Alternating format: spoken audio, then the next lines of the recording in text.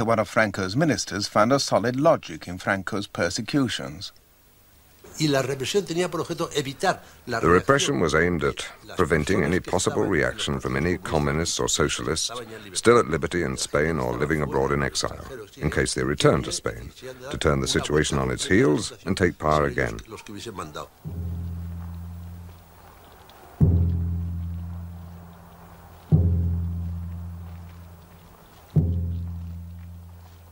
As the corpse of José Antonio Primo de Rivera was carried from Alicante to Madrid, Republican supporters in villages along the road were shot without even the hearing the 15th century Inquisition had given its victims.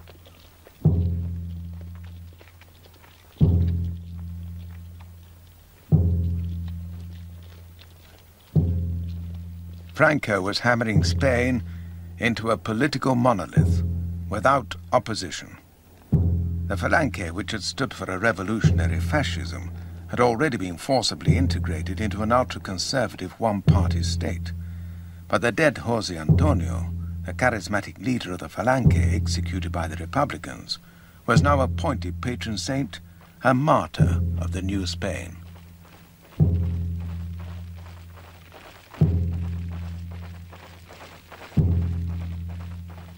Francisco Franco, El Caudillo, could safely share the leadership of Spain with a dead man who could not contradict the myth imposed on him. All other political movements were forbidden. Regional autonomy and diversity were obliterated. Such was Franco's version of national unity, and many in the Spanish middle class greeted it with rapture. Las procesiones en aquellos momentos tenían un auge fenomenal. There was an extraordinary boom in processions, Holy Week processions, and processions for just about every saint. They were packed with people marching along. There was a revival of all this sort of thing that had disappeared under the Republic. These things seemed important to us then. They gave us the impression of recovering something that we had lost. De recuperar algo que habíamos perdido. Los valores religiosos, los valores patrióticos. The religious values, patriotic values, the values of order, all these were restored. Faltaron las libertades. Pero lógicamente los que teníamos una vida.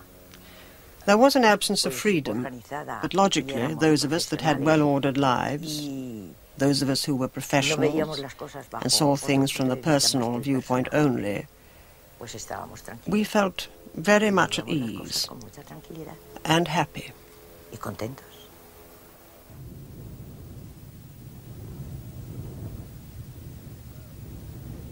In this ruined Spain, the first years of peace were even harder in their way than the war. The country lost hundreds of thousands of refugees who were forced to remain in exile. And in Spain, to the physical destruction were added famine, mass unemployment, impoverishment. Many thousands died of starvation. Thousands more were shot. For there was no magnanimity in Franco, no gift of reconciliation.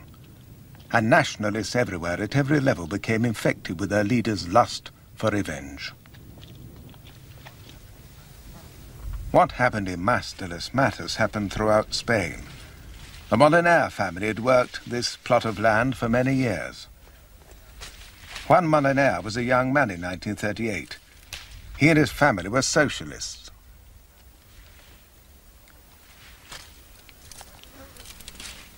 When the Nationalists swept into Aragon, they had fled with other refugees towards Valencia.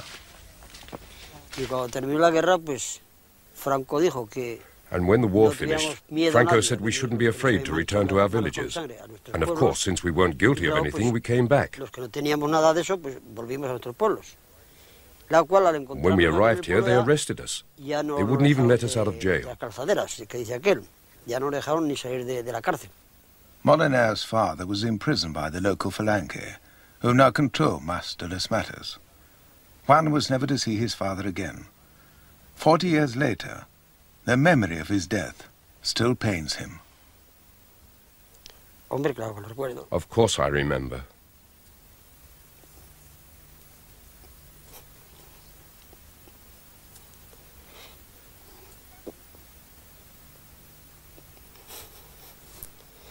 Those were very critical moments, crucial moments. I wouldn't wish that on anyone. And on top of it all, one has to live with those people knowing that they had killed him. But you had to go on living with them without saying a word.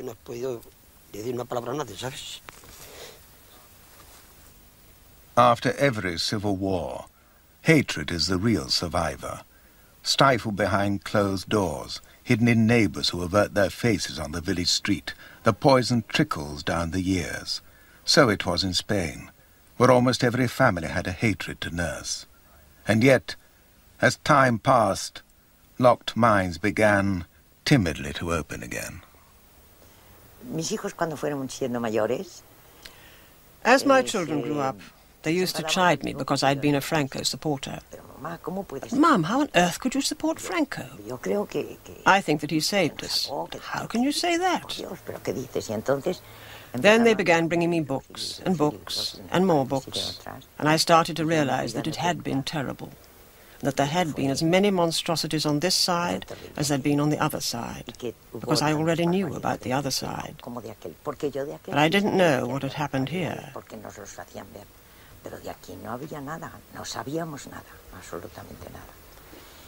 And so, gradually you evolve, and you realize that there is neither good nor evil, as they used to tell you, that you can think for yourself, that something you do not like, someone else may think is fine, that you are in no position to judge others, that someone can think one way while you think another, and he could be just as good a person as you.